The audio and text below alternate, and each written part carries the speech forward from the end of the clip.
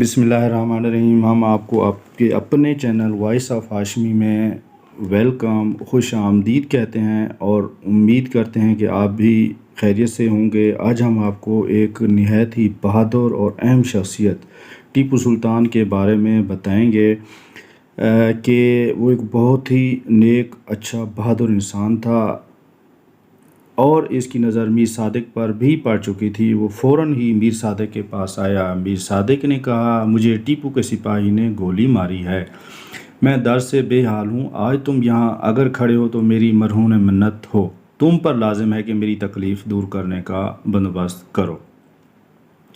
انگریز کمانڈر نے میر صادق کی پوری بات سن کر کہا، میر صادق، تم نے جو کچھ کہا بالکل درست کہا، کیونکہ تم اگر ہماری مدد نہ کرتے تو ہم یہاں کبھی نہ کھڑے ہوتے۔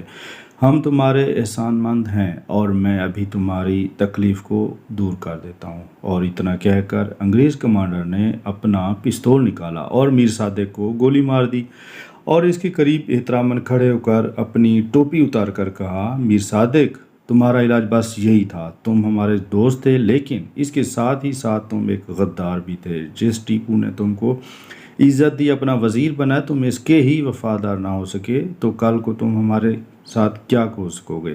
قلعہ کے اندر دو بدو لڑائی ہو رہی تھی۔ ٹیپو کی شکست یقینی تھی، گو کہ یہ شیر دل انسان لڑائی بار بار ہارا تھا، لیکن کچھ لوگ ایسے بھی ہوتے ہیں کہ جن کی غیرت و خودداری اور حق پرستی کی بنیاد پر ان کے دشمن بھی ان کا احترام کرتے ہیں۔ اور ٹیپو سلطان بھی ایک ایسا مرد مجاہد تھا۔ لاشوں کے انبار لگنے شروع ہو گئے تھے۔ اچانک ہی انگریز کمانڈر کی آواز گونجی، ٹیپو، قلعے کا پچھلا دروازہ کھولا جا چکا ہے، تم خود، اپنی بیوی بچے اور اپنے اہل خانہ اور جتنا ساز و سامان اپنے ساتھ لے جانا چاہو، لیکن پچھلے دروازے سے نکل سکتے ہو۔ تم کو ضمانت دی جاتی ہے کہ تم کو بخیر و عافیت جانے دیا جائے گا اور تمہارا تعاقب نہیں کیا جائے گا۔ اور اس وقت اس شیر دل مجاہد نے اپنی زندگی کا وہ جملہ کہا جو صدیوں بعد بھی بہادروں اور جاں بازوں کی پہچان ہے کہ شیر کی ایک دن کی زندگی گیدڑ کی 100 سالہ زندگی سے بہتر ہے۔ اور ٹیپو مردانہ وار لڑتے ہوئے جام شہادت نوش کر گیا۔ اس مرد مجاہد کی لاش سے اس کے فوجی لپٹ کر رو رہے تھے کہ آقا خود تشریف لے گئے، ہم کو بے سہارا چھوڑ گئے۔ انگریز کمانڈر نے شہید ٹیپو کی طرف دیکھا اور فخریہ کہا، ہندوستان اب مکمل طور پر ہمارا ہے۔ بات کرنے کا مقصد کیا ہے؟ دنیاوی اعتبار سے یہ ہے کہ میر صادق جنگ میں مارا گیا تو انگریز نے اس کی آل و اولاد کو نواز دیا۔ میر صادق کی اولاد کے وارے نیارے ہو گئے۔ ٹیپو جنگ ہار گیا، اس نے زندگی بھی گنوائی، سلطنت بھی۔ بظاہر تو یہی نظر آتا ہے، لیکن عزت اور ذلت دینے والی ذات اللہ تبارک و تعالیٰ کی ہے اور اس کے معیار اٹل ہیں اور مخلوق کی سوچ سے مختلف ہیں، کیونکہ اس کی بارگاہ میں عزت کا معیار سچائی، حق گوئی اور اللہ اور رسول صلی اللہ علیہ وسلم کی سنت و حکم پر چلنے میں ہے۔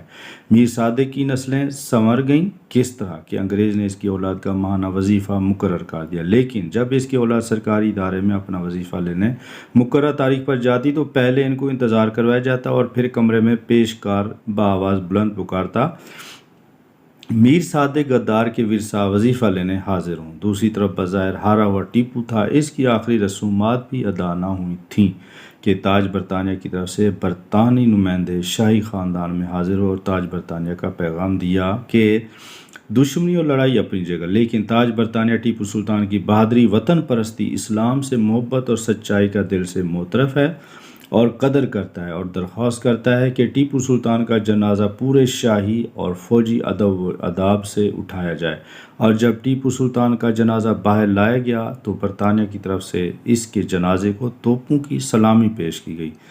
جن راستوں سے جنازہ گزرا، اس تمام راستے پر انگریز فوجیوں نے ٹیپو کے جنازے کو اپنی گردنیں اور بندوقوں کی نالیاں نیچے کر کے سلامی پیش کی۔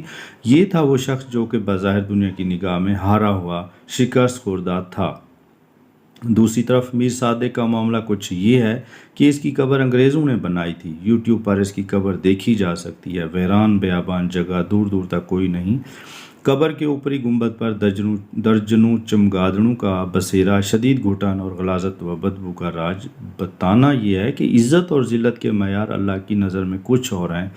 مخلوق کی نگاہ میں وہ بڑا اور معزز ہے جو کہ مالدار ہو، حیثیت و منصب والا ہو، لیکن اللہ کی نظر میں وہ بڑا وہ ہے جو کہ تقوی والا ہو، جس کے دل و ذات میں اللہ اور اس کا رسول موجود ہو، چاہے وہ بادشاہ ہو چاہے وہ ادنا غلام ہو۔ لوگ کہتے ہیں عزت پیسے سے ہی ہے، تو حقیقت یہ ہے کہ دنیا داروں کی نگاہ میں ہی پیسہ والا عزت دار ہے، لیکن در حقیقت اگر انسان کی عزت پیسے سے ہی ہوتی تو ہمارے سیاستدان و حکمران جن کے پاس پیسے کی کوئی کمی نہیں، ان کا مذاق اڑانے میں کوئی بھی شخص آزاد نہ ہوتا ہو۔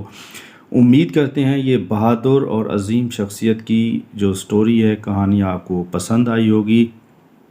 امید کرتے ہیں اچھی لگی ہوگی۔ اس کو سبسکرائب اور لائک کیجیے گا۔ تب تک ہمیں اجازت دیجیے۔ اللہ حافظ۔